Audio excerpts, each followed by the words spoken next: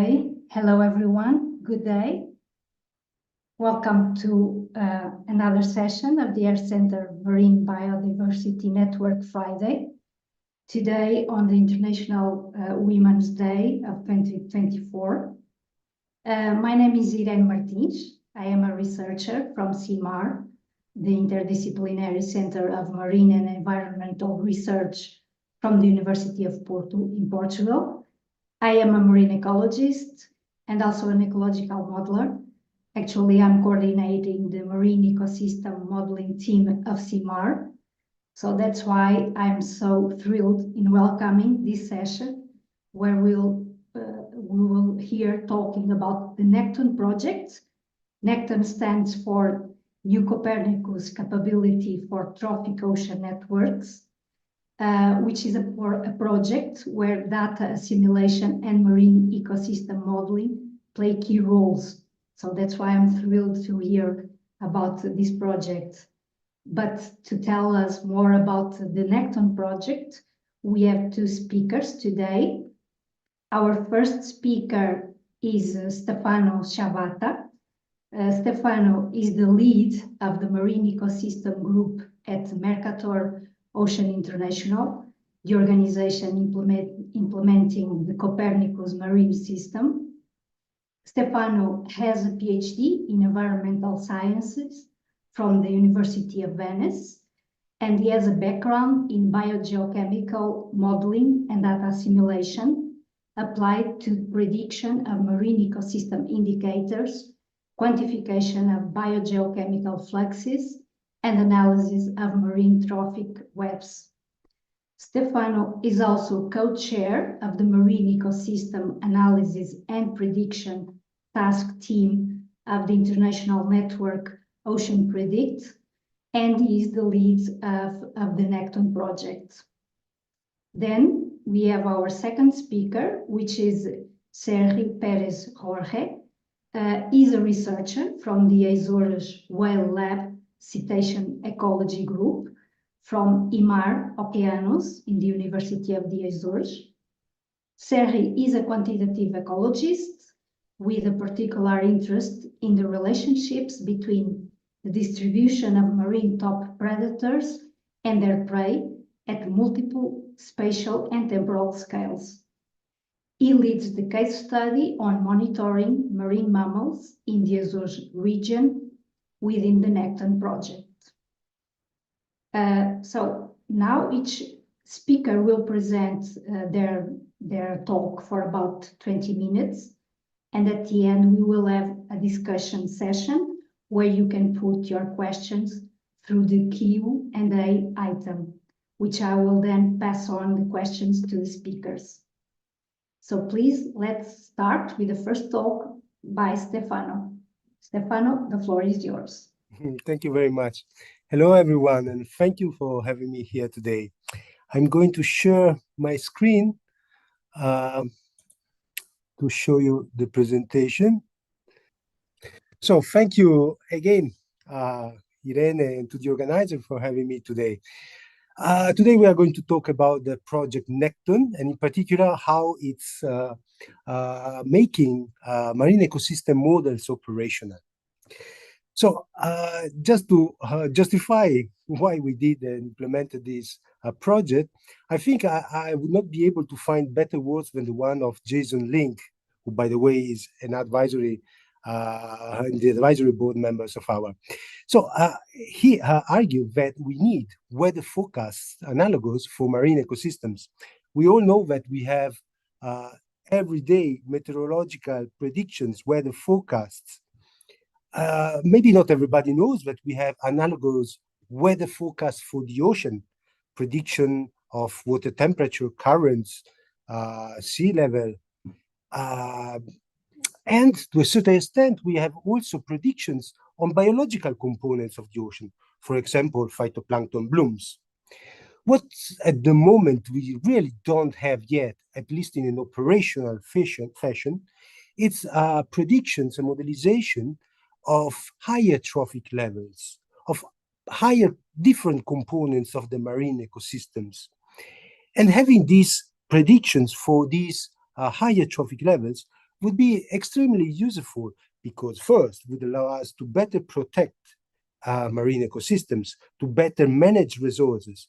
And in turn, this means also saving billions of dollars.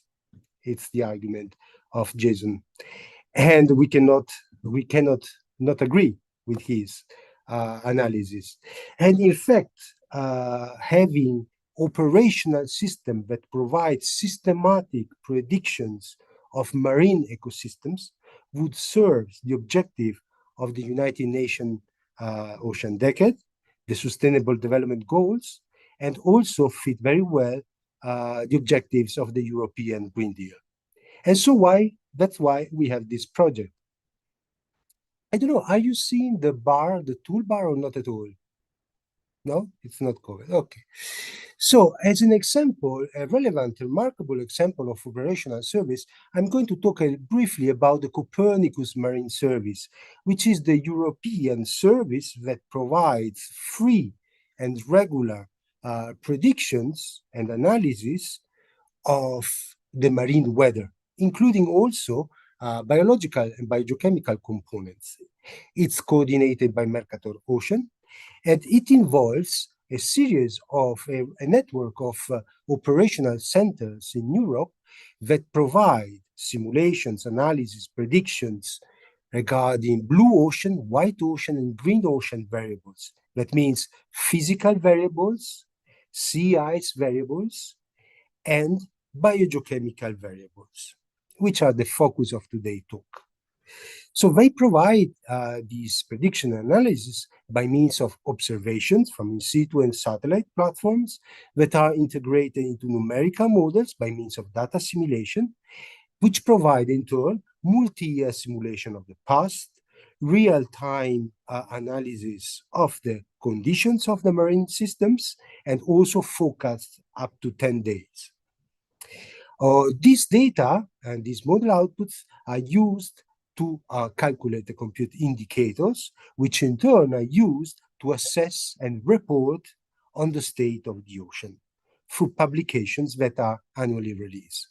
All this information serves a huge quantity of users which can download the data, the information for free from the portal of the Copernicus Marine Service to address a series of issues and matters from policy and ocean governance, ocean health, climate change mitigation, and so on and so forth. But well, the objective of NECCTON is to bring the Copernicus Marine Service a little bit forward, because the Copernicus Marine Service at the moment, in terms of green variables, can provide information just up to the micro-NECCTON. So from optical information, carbonate system, organic carbon, plankton, and for the NECCTON component, just the micro-NECCTON, the small larvae of fishes and so on.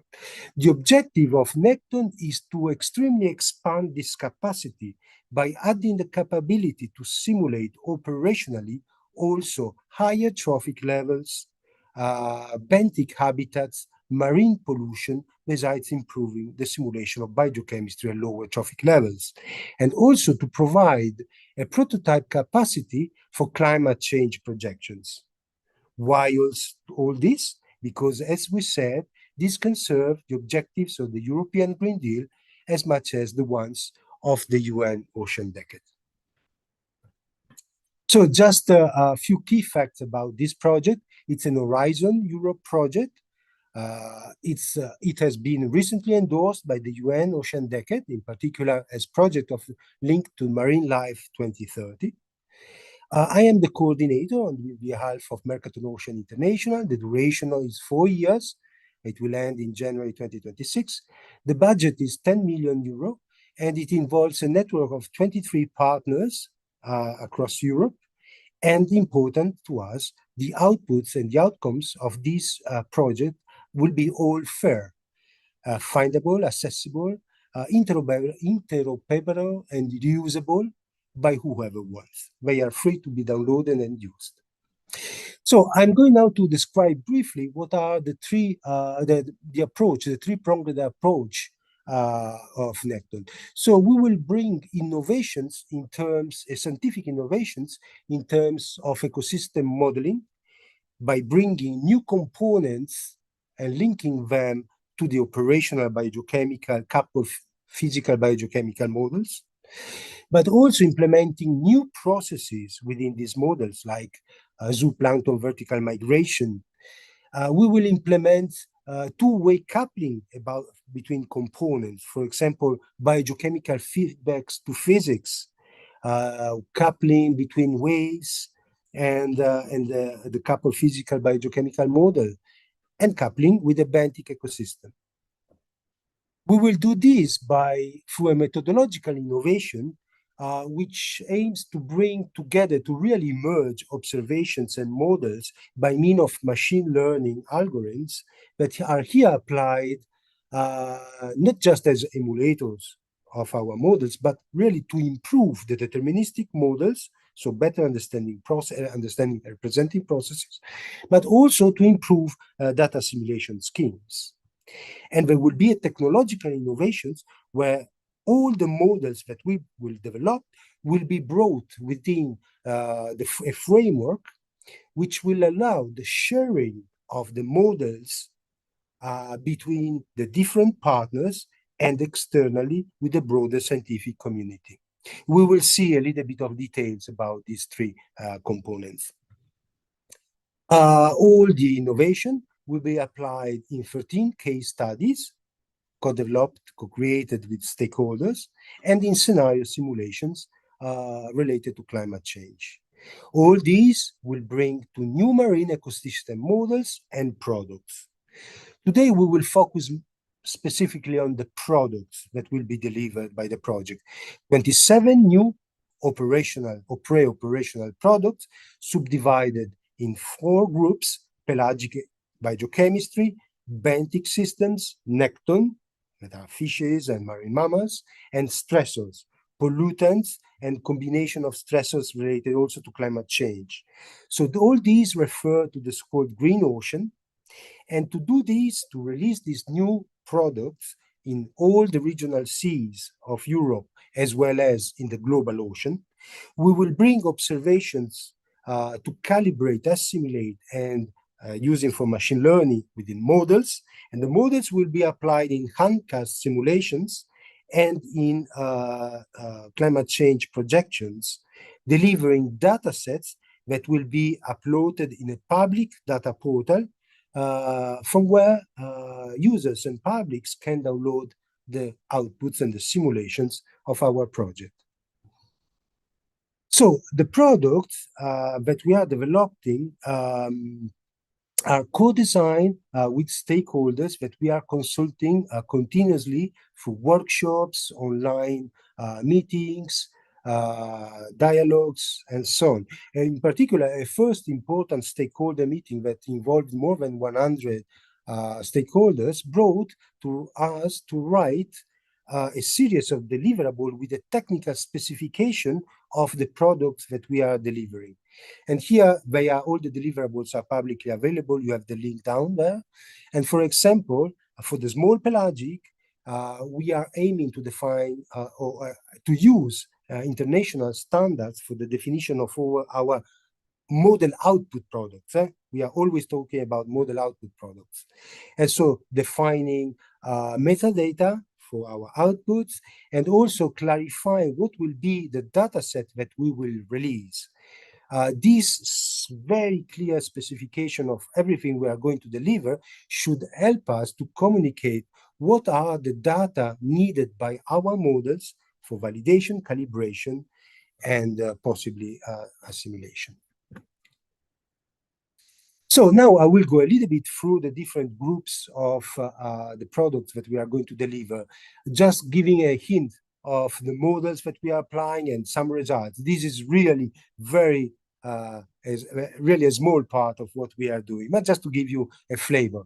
So for example, for pelagic biogeochemistry, we are developing for the simulation of the dissolved organic matter we are integrating bio-optical modules, and here we have in the upper series of graphs some examples of results from the Mediterranean Sea, where we are simulating total chlorophyll, but also absorption by phytoplankton, by non-phytoplankton components, up to the capacity to describe the vertical profiles in the evolution of color dissolved organic matter. In the bottom row, we saw what is the implication of coupling the wave with our biogeochemical models. And we have a representation on when starts the bloom without the coupling, with the coupling in the middle, and what is the difference, the delay in the offset in the starting of the bloom after the coupling. And this is just because we have a more realistic description of the impact of storms, for example, and waves on the phytoplankton community. Regarding the pollutions, regarding the pollutants, we are implementing, for example, oil spill modeling in the Mediterranean by combining a model that combines Eulerian to Lagrangian and decay of oil spills. And another example in the Northwest Shelf, different for climate change stressors, how we are combining, for example, warming and deoxygenation of the water column in our climate projections to compute indexes that tell us how these will impact fishes, and in the example reported in this figure, herrings.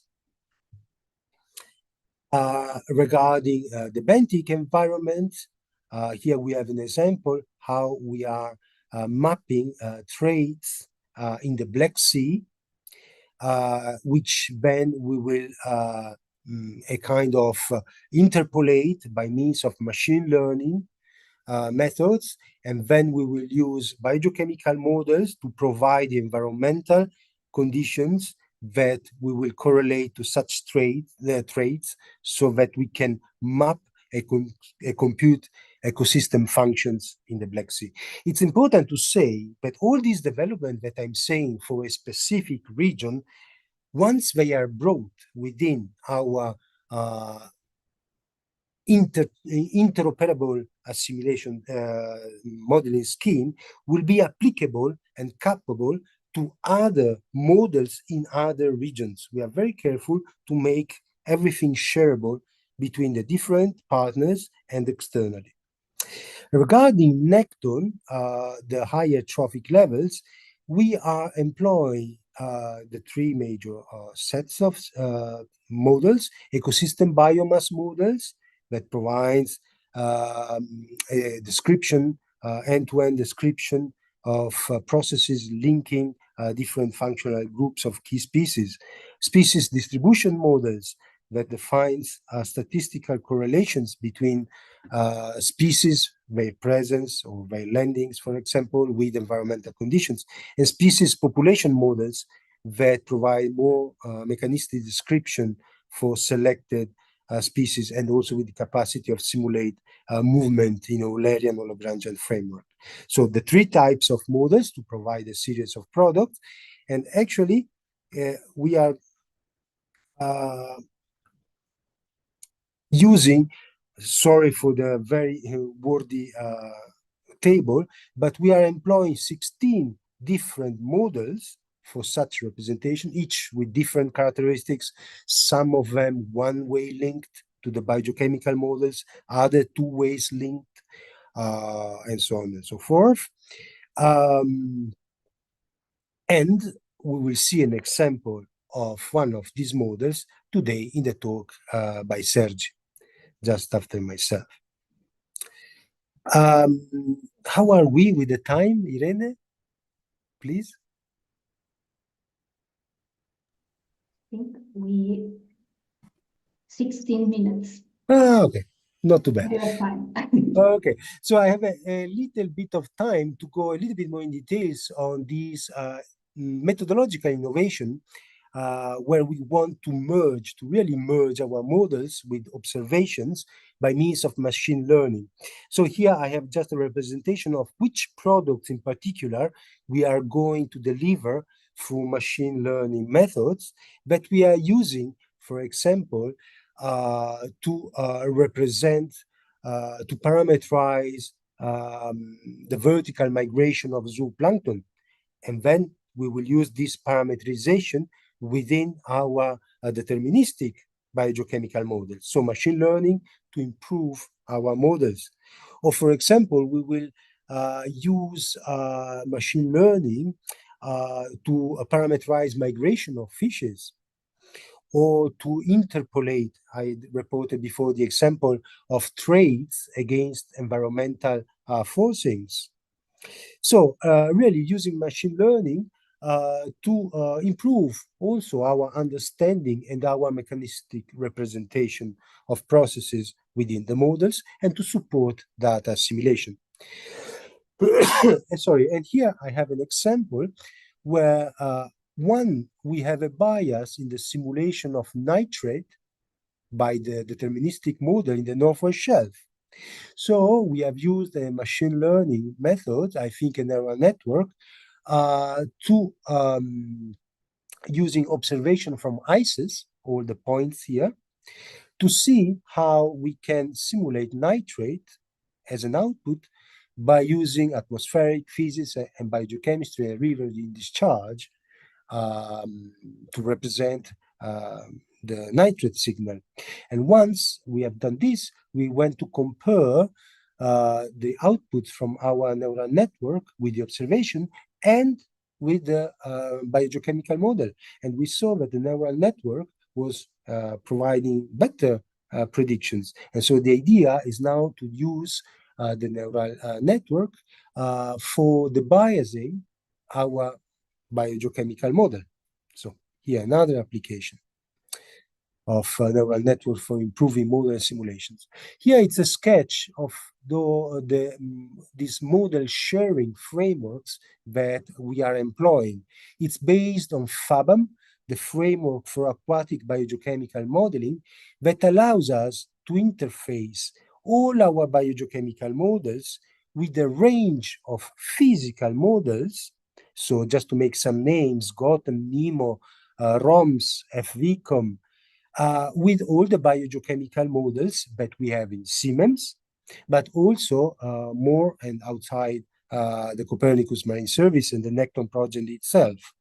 For example, Medusa, which is used for Earth system modeling, and so on. So all the developments that we are doing in terms of marine ecosystem modelings are brought into this scheme that allows us to share between partners and share externally our developments, and also facilitate the coupling between the different components. Here, for example, I'm showing the results of the coupling of the model PISCUS for biogeochemistry with the model SEAPODYM for medium, low, and medium trophic levels, which normally are separated. We bring them together. And here we have a simulation of the joint simulation of primary production in blue versus micronecton adult biomass, I think of micronecton. So a way to facilitate the coupling between components developed by the project. All these developments, all these innovations are going to validated through 13 case studies that we are developing with a large range of stakeholders, going from FAO to UCN to the Pacific community to marine protected area management. So 13 different case studies that we can classify in these two broad groups of case studies targeting biodiversity conservation and fisheries management. And just to report some results on one of these case studies, I will talk in the next slide about the spatial management of tuna stocks and fisheries under climate change, one of the case studies represented here. So we have the simulation of tuna in practice in the Pacific that we can somehow control through the definition of marine protected areas besides fisheries areas. And we are developing also climate change simulations that can be used by users to force simulations of the tuna distribution, for example, with spatial closure or no spatial closure in the marine protected areas. And we are developing these also in such a way that it will be possible to integrate within digital twins of the ocean. And this, we are doing that in collaboration with the Pacific community as a stakeholder and in collaboration with the European Digital Twin of the Ocean Editor project. So I'm talking about links that the project has. We have several of them. We talk a lot. We do a lot of stakeholder workshops. And so we are connecting with the major, the most relevant networks, we think, but we are in expansion in these connections. And here I'm just mentioning some of them. Okay, besides the Copernicus Marine Service, Ocean Predict, the pleasure to meet today the Ice Center and EMBON, with which we have an ongoing communication, but also with GOOS and EMODNet. And we are connected to a range of European projects, Bioeco Ocean, Editor that I mentioned, but also Marco Polo, Nautec, Ecoscope, with which there is margin of closer connections. And last but not least, last in time, it's our connection finally with the UN Ocean Decade and with Marine Life 2030 after our recent endorsement. And I just want to conclude my talk talking about how we can be connected and really work together with the Marine Life 2030 program. So I think that we have a very well-shared vision where the vision of Marine Life 2030 is to provide access to information to everyone for local fisheries, culture, health, and livelihoods, for example. And our vision of NECCTON is to provide fair model products for all this information. And so the link is evident, I think. And in practical terms, I think that NECCTON will be able to directly contribute on the specification of models needs for observation and information that I'm very well aware that Marine Life 2030 is searching. On our hand, we would like the experts of Marine Life to support us with the standardization of our model products for marine life.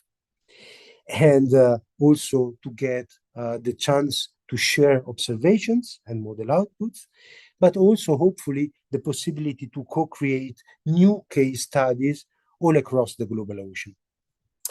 And I think I have finished today, and I just want to thank all the people involved and all the partners involved in this project. And I want to thank you for your attention.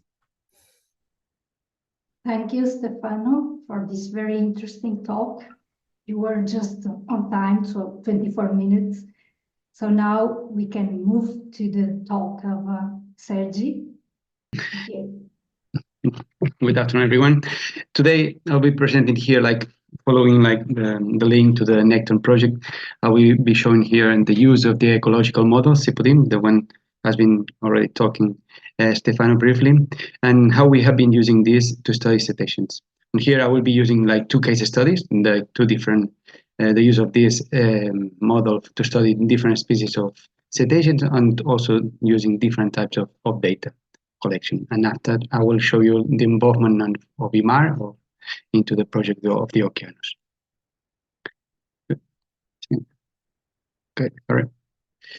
Fair to say that one of the things that we know is that whales, that our case study, is that they move across vast oceans, and when they travel from critical habitats, where they're using their feeding and their breeding areas, they are traveling kilometers and kilometers. And one of the things that drive this movement or the distribution of these animals, we know that is their main prey, means this movement and distribution is closely tied to their prey. But one of the things on their prey is that this is very highly dynamic in space and time. And it's something important to know them, to study these individuals. But as we know that is very important, like to study the whales, it's important to know their prey. This is an important missing link that we have. Many previous studies have used like proxies to know where their prey of these predators are. Like they have been using like static bathymetric variables such as depth or slope or the currents, or even closer proxies to their prey, such as the biological variables such as primary production or chlorophyll. But one of the things that we still don't know, or we still didn't have it, is their main prey. Like, for example, we know that if we study the diet of the baleen whales, we know that the main prey is mostly zooplankton, or that if we want to study the distribution of dolphins, it's important to know their main prey that is more linked to the small fish or cephalopods. And that's something that we still didn't have it. But recently, there was the development of this new model that's called the Spatial Ecosystem and Population Dynamic Model that has been providing model biomass of these two important components. One, the zooplankton, and the second one of the 6 groups of micronecton. This is a model that uses environmental forces such as temperature, currents, primary productions, and very complicated probably physics equations that they use. And what they have is like a product, has been described by Stefano, is a product that have like a global coverage and temporal extent like from 98, and I think that the most recently until 2022, that give like daily output of zooplankton, like from higher latitude to southern latitudes to the west to the east, and the resolution actually like the spatial resolution is like around 0.03 degrees. That's something that has been improving along the years, or has been like before when we started collaborating with the developers, like people from the researchers from the CLS. We had like a weekly resolution, and now we are moving towards daily. And before we had like 25 kilometers, and it's like now it's a higher resolution. What this is allowing us, like, it's to use this model and maybe having different questions to answer along as the model and the products are developing. As Stefano was saying before, like this product is available at the Copernicus Marine Service, and it's free to download, and you can access it easily on the platform. One important thing for this kind of this model, that is something we know it's important to do, is to validate this kind of products. And for this case, like for these two main outputs, like we know that the zooplankton biomass has been validated with molecular methodological series of the COPEPOD, that it's a global plankton database, and they have been using this database to validate how accurate are the predictions for the zooplankton. And the second one is the validation for the micronecton biomass, that they have been using backscatter data to validate the different levels or layers of the micronecton biomass. Like for one side, we have the zooplankton, and at this point, we only have like one layer, like biomass of zooplankton. But on the other side, we have the micronecton, and this is distributed in 6 different groups of micronecton. Like these are divided in, as you can see on the graphic, like 3 layers, like epipelagic, mesopelagic, and bathypelagic. Nowadays is lower and upper mesopelagic, and 6 functional groups. The first functional group is like the resin functional groups, and it's those micronecton then stays on the first layer of the epipelagic, that they stay all the time on the mesopelagic, and then also on the metapelagic. Then we have the migrant functional groups, the ones that migrate between 2 layers, means from the mesopelagic to the epipelagic to the bathy to the epi, and the last one is the highly migrants. And we have estimate for these 3 groups across the globe. This, for example, this just to show like how we can be used in this kind of data or this kind of outputs. This, for example, we extracted the data for a long term, like from 98 to 2019 for the zooplankton biomass. And what we can see is like how the trends evolve along the years. For example, this is just like the mean climatological and then the differences. And we can see, for example, in 2002, 2003, like the biomass, zooplankton biomass was much higher in the Azores region compared to the period of the 2006, 2007. And this is important. Later on, I will show you, just to know how this could impact the distribution or the presence of the baleen whales in the Azores, and this could have also impact on the tourism, also in other factors for the ecosystem. We can do the same for the micronecton epipelagic biomass, and we can see that these kind of changes are also, we can even see like shifts, regime shifts along the years, and we can investigate if these changes on the prey of these predators, it will have an impact later on the predators. And now I would like to show you like two main studies that we have been doing. Like the first one is called the environmental drivers of the large scale movement of baleen whales in the mid-Atlantic. And here what we did is, we know, for example, that in the Azores region, baleen whales was an important area for them to feed them, but we didn't know where these animals were moving. And it was very difficult. We know that they were probably moving north, but we didn't know how to study them. Then it was very difficult. Sampling this vast area is very complex logistically and very expensive. And one thing that we decided to do, or the team, the Azores Whale Lab decided to do, is to use telemetry data to develop species distribution models where we could incorporate this new ecological model, the zooplankton, to see how they have moving across this area. And what we did, the team started tagging three different baleen whale species: sei whales, fin whales, and blue whales. Here you can see the first species, like the sei whale, where we tagged 6 different individuals from 2008 to 2009. The second individual was the fin whale, that we had a total of 15 individuals that we tagged along the period of 2009 to 2016. And the last one is the blue whale that we tagged a total of 10 individuals. As you can see also in the maps, how they were distributing towards different areas. You can see, like, for example, like the sei whale was moving more directly to the Labrador Sea and was different to the fin and the blue whale. What we did then was, like, we linked the positions, like we got like we applied some models to correct the positions of the Argo positions, and we got like a daily position along these tracks, and we associate those positions to the static and environmental variables, static and dynamic variables. In this case, like depth, slope, distance, and dynamic variables such as temperature or primary production. We also wanted to test how important could be this new model, the zooplankton biomass, and after that, we decided to implement like generalized additive model, like the statistical models, to find the relationship between these static and dynamic variables, and in this case also for the zooplankton. And finally, we did some predictions across the area of the tracks of that species. And here, one thing that you can see here, see on the map, is like the predictions of this species from March to July. That's the period where we tag in this case, was the fin whale. And we could see that the highest predictions were above latitude 55 north. And you can see, like, the red is like where we have like higher preference, and in blue is lower preference. And it was important to see if the predictions that we were getting also in the Azores was validated by other independent sources of the data. For example, we have like fisheries observer data, like we have observers that they are in fishing boats, that they report the cetaceans, the sightings. And we also see that, for example, like from March toward July, we also saw that the number of fin whales present in the Azores was also decreasing. And that's exactly what we are seeing on these maps.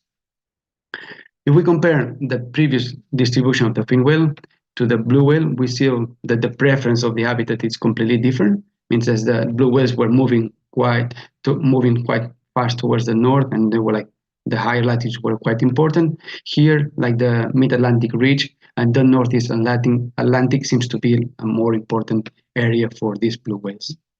And similar to the fin whales, because they usually have the similar path to the Azores, the probability decreases from April to July in the region. But if we compare the previous distributions to the sei whale, we saw completely different pattern. No? We see that the highest predictions were encountered in the Charlie Gibbs fracture and in the Labrador Sea. As you can see, in May, the highest predictions were encountered around the Charlie Gibbs fracture. And one thing that we are seeing that for the species, the area of the Azores was not really important. We know that they were passing through this area and probably they were not feeding in the Azores, but we could see on the predictions that they just this area was not completely important for them. But at the same time, we know that this area is critical for them because it's the pass between when they are moving from the feeding areas in the Labrador Sea and in the Northwest Africa. Means this is an important passing area and it's important to conserve. And to validate these data sets, to see if our predictions were kind of accurate, we saw like there was only one few surveys that was along the Mid-Atlantic Ocean, a survey that was in 2004, and they studied the distribution and the sightings of the cetaceans, and we could see that in the same region as we like the red circle, you could see that exactly in that position it was like an important number of sightings reported for the species. It means there had been something that has been recurring for the species, that region. And we compare our outputs to the model predictions developed by the American colleagues that they use sightings along the east coast of the States. They developed some predictions and abundance, and we could see that more or less the areas that we predicted and the ones that they predicted are quite similar, even using data from different sources and different origins. Just to summarize this study that we did using for these three species, we can see that the movement patterns for this species was mainly influenced by two variables. That one was the temperature, and the other one was the zooplankton biomass. The interaction between these two variables was showing us different patterns, but both of these variables was important to predict their distribution. And on the second case study, I would like to show you here like how we use the SEAPODYM to study the presence of dolphins in two Atlantic seamounts. This was one the lead by Miriam Romagosa. And we know that cetaceans, when they are looking for, or they're moving, they are looking for areas with high productivity. And we know that seamounts, as we have done, like some research from our team has been doing some research on the seamounts close to Fayal here. They know that they create important and persistent prey aggregations that could be good opportunities for cetaceans for foraging. In this case, the two studies that Irma Cascavas developed. And then we investigated how this could be important for them. There was a new project that was developed, was carried out in the Meteor Seamount complex, where they studied two seamounts at the Atlantis seamount, that was on close to the 34 north, and the Irving seamount was a bit lower in the 32 degrees north. And then what we did is, because we couldn't be there all the time, how we did that was like we deploy ecological acoustic recorders. As you can see here on the image on the left, it's a recorder that is, we leave it there for 2 months. In this case was from July to September 2015. And what it records the presence acoustically, like the presence of the detections of the whales. In the case was the small dolphins. And on the two graphs on the right, the one on top is from the Atlantic seamount, and Atlantic seamount, and the one below is the Irving seamount. You could see it like you have the dates from like the 26th of July to the 20th of September, and along the 24-hour presence. You could see like at night, like from 0 to 8, and from 19, 18, 20 to 23 hours, we can see like the color, it moves from white to dark blue. Dark blue means a higher number of presence, and we can see like in the Atlantis, it was a higher presence than in the Irving. What we did, similar to what we did on the previous approach, we linked this to oceanographic and in this case to the micronecton biomass, because the prey target of the predators, in this case the small dolphins, was fish, not zooplankton, and we did some relationships. In this case, we use the SEAPODYM, as we could see that there were differences between day and night. We joined the distribution of the different groups to know the abundance in one side and the other. And then we could see that, for example, in the epipelagic, the presence, the biomass was much higher at night than during the day compared to the rest of the layers. We found that there was a positive relationship between the prey biomass and the delphin presence. And you can see on the graph, like there was an increase as the micronecton biomass increases, there was an increase on the presence of the dolphins. And there was like a higher, we report like a higher prey biomass in the Atlantics, and we could see that there was a higher number of dolphins detections. And just to summarize this SEAPODYM links, SEAPODYM was providing much needed information on prey biomass that we didn't have before, that allow us to understand these marine top predators. Mainly, like it was important to integrate model prey biomass into, in this case, satellite telemetry or sighting data to understand the drivers. We could use this also with acoustic data in very remote areas.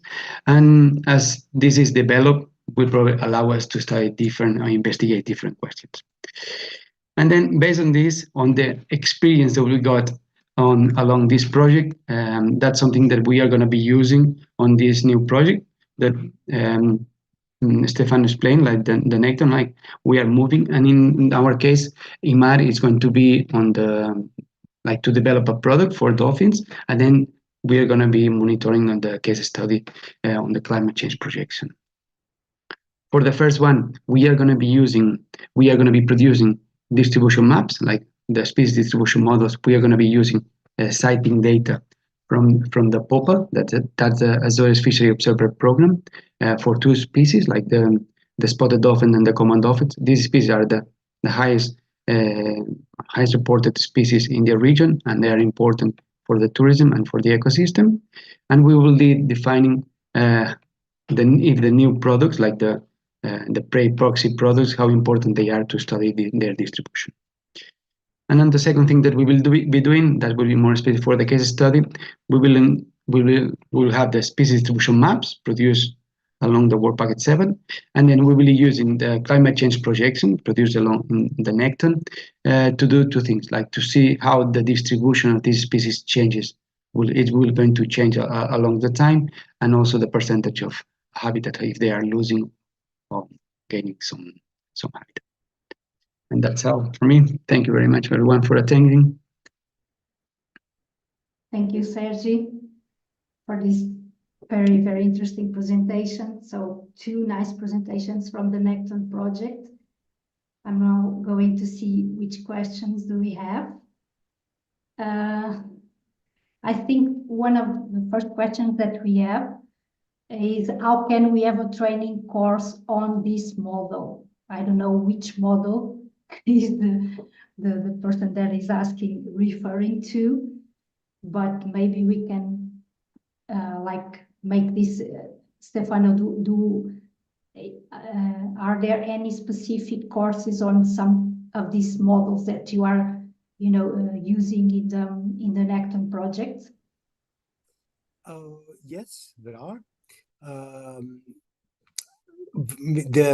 For example, this fathom structure, which embed many of the biogeochemical models and also the new components that we are bringing, it's already publicly available and downloadable, along with some training courses. By the way, what we are doing in NECCTON regarding this framework builds on a previous project of ours, which was called Seamless, which had a lot of training on the use of this coupled system, coupled also with data simulation. So there is the possibility to get training, to get material, and I guess that I will post now some information about that on the chat.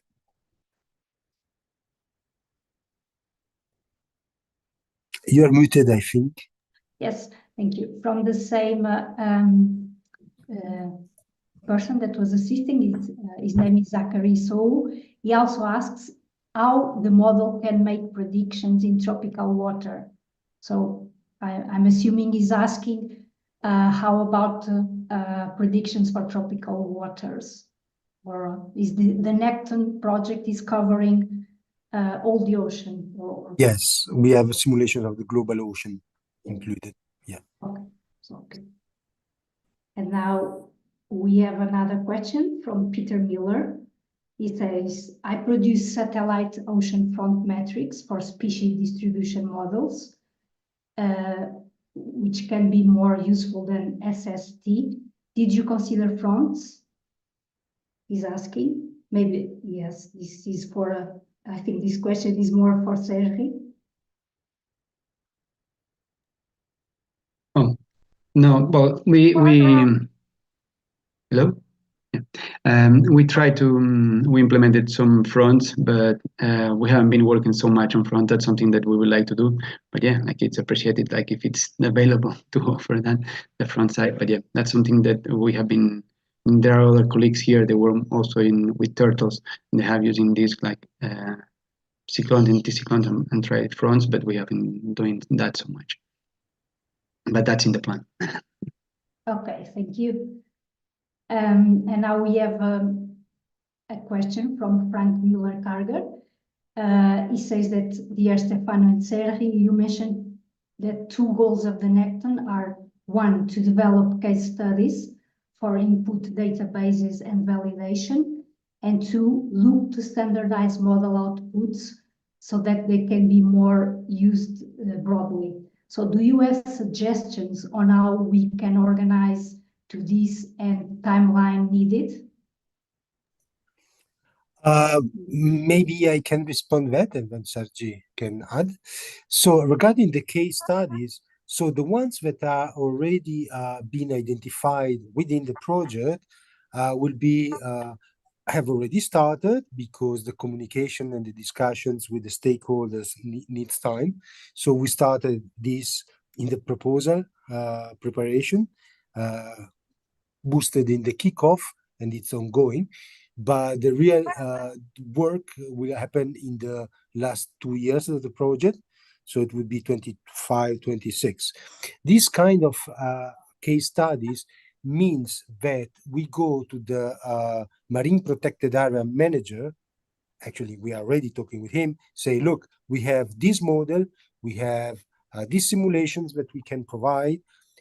We can help, for example, to define where you should place your observations systems within your marine protected area. Let's work together to see if what we can provide is useful to you. And so this is kind of applications that we are aiming at. And regarding the standardization of the variables of the products, so we are organizing workshops. The next one will be actually in 2 weeks during our annual meeting in Liège, in which we have invited Frank as well, among the others, but also people from EMONET, from ICES, and so on to discuss with us. But more broadly, we have also put our technical deliverables in the hands of people for them to add comments directly in the PDFs of our deliverables. I think that we have sent this to a broad community of stakeholders of 100 plus people, and now we are collecting various stick notes on the PDF with various suggestions on how we should name the products, which metadata we should use, and so on. But we have very open ears to get any comment from people all around. Okay, thank you. Just to add on that, like just for the case study for the Azores, like the idea like to work with the government of the Azores, the regional government, because this is this species, like they have like a different distribution, and this how it could be impacted and how this could be changing along the time. Yes, and maybe that is also related with our next question from Alice Socodato. She's asking, because the Azores just expanded their waters, extending the contenting plate, and also Azores is conceiving huge marine protected areas. She asks if the study on the megafauna will be inserted in the planning for an eventual dynamic MPA setting? Well, I think this is quite new, all this MPA plan, but I think all this is like more, it's not related to the megafauna, it's more like to the deep sea, and then it's not related. It's probably, I'm not sure what the impact will have. We need to assess that, but at this point, I don't think there are plans that. But yeah, hopefully there will be more information over the coming.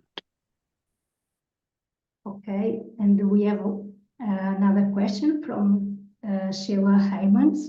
She says that given that dolphins mostly do not eat micronecton, but actually rather eat bigger fish, do you not think you are missing some trophic links in your predictions?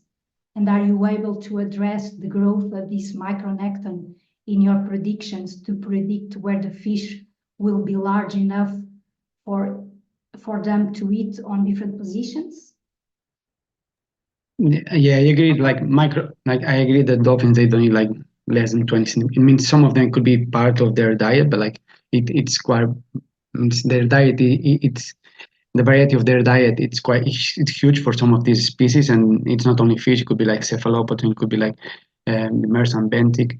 Means it's true that we are still missing information on their prey.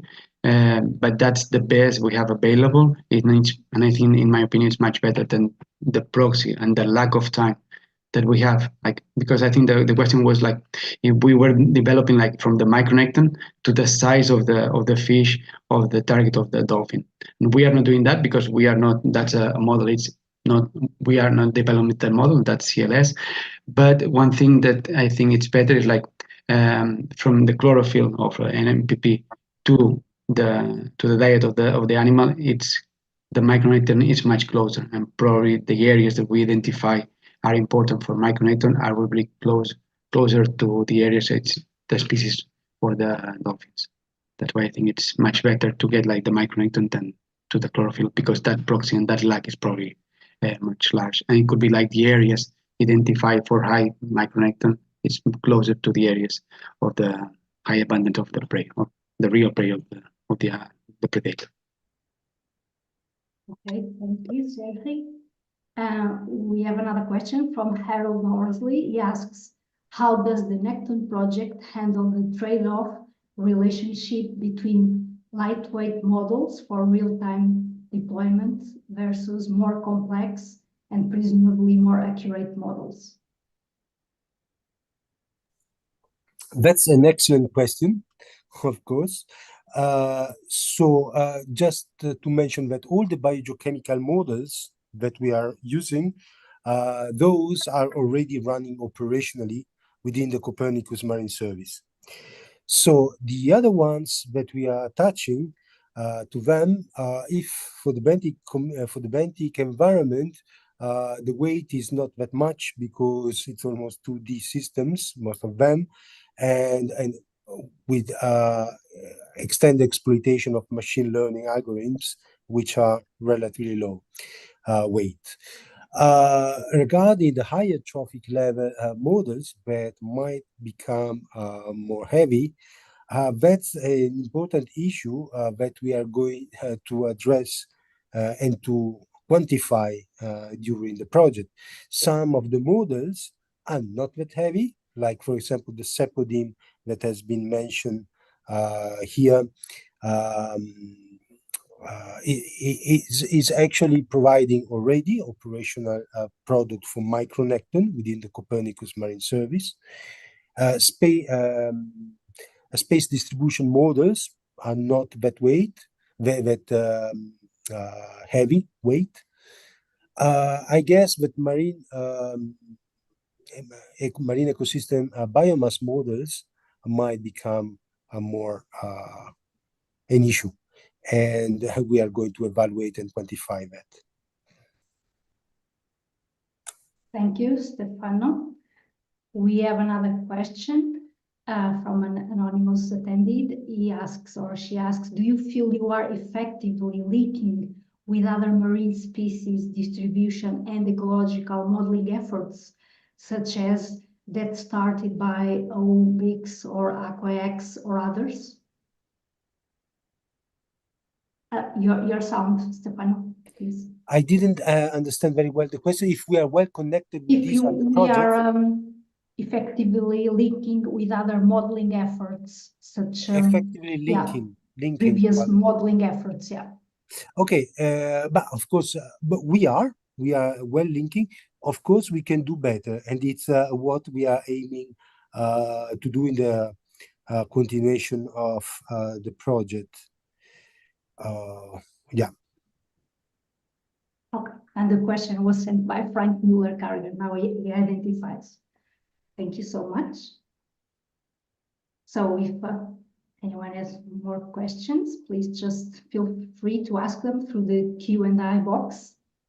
And in the meanwhile, I have a question also, because as a modeler, I feel that this is an issue that sometimes we lack data, basic data about marine organisms. For instance, the ecotoxicological effects of some toxic like metals in marine organisms, because many of these effects reported in the literature, they refer to freshwater species. How do you tend to address this issue in the NECCTON project? That's an extremely good point, because actually we are going also, our ambition is also to model not just the distribution of the pollutants in the marine environment, but also a very bioaccumulation in the species. And this would be the link between the new pollution models and the higher trophic level models and the benthic ones. But hey, this is one of the data. It's obviously, you say, a very big issue. So far, we are trying to link with EMODNet, in particular EMODNet chemistry, for the collection of data, from access to databases, and we are linking to other projects that have collected information about this. But yeah, but you are right. It remains as well another issue that we need to address. Yeah, thank you. And okay, one question for Sergi. Sergi, I saw that your models are statistical models, species distribution models, but I think you also mentioned case of a population dynamic model. So are you linking these more mechanistic models with spatial distribution models for cetaceans in your work? No, I mean, what it was, the population dynamic was like the SEAPODYM is like the spatial population, and it's a population dynamics model, but we used just the output and we just run species distribution models. There's different types of statistical models like GAMs or GLAMs or posterior regression trees, but it was more related to that, not to the population dynamic in a mechanistic way. But do you have any plans for the future to also develop or use mechanistic models for cetaceans? Not on the near future. I mean, that's something for the blue whales. We would like to do it at some point, but we still I think we still don't have enough data probably just at this point to develop that. But yeah, that's something maybe in 5 years, 10 years, maybe that's something that we would like to do, but not that near. Thank you very much.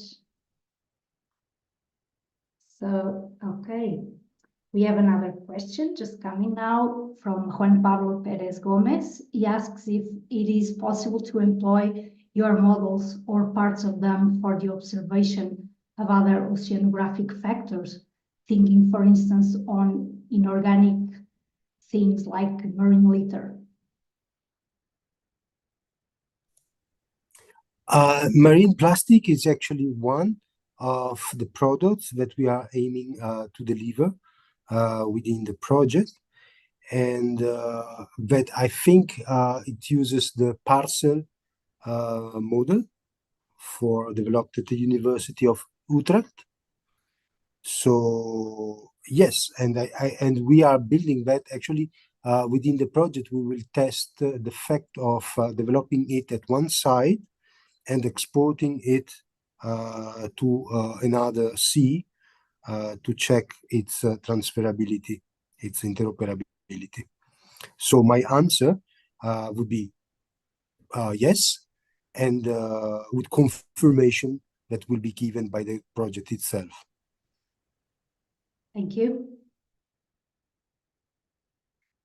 Also, okay, about for instance, the stressors that you are trying to simulate and to see the effect in your model, in the models. Do you make any kind of prioritization of the stressors? How do you select the stressors to include in the models and then running these models? It's not really my field, but I guess, to my understanding, that of course you need to, we are targeting specific species. So this will depend also by the thresholds and the characteristic of the particular species that we are addressing. For example, I think that I have reported in the slides thresholds for herrings and an index specific for herrings. And I'm assuming that colleagues will use indicators species specific, and so a selection of the environmental factors that depends on the species they are targeting. Okay. Thank you very much. Well, if we don't have any more questions, I just thank everyone, especially our two speakers of today's session.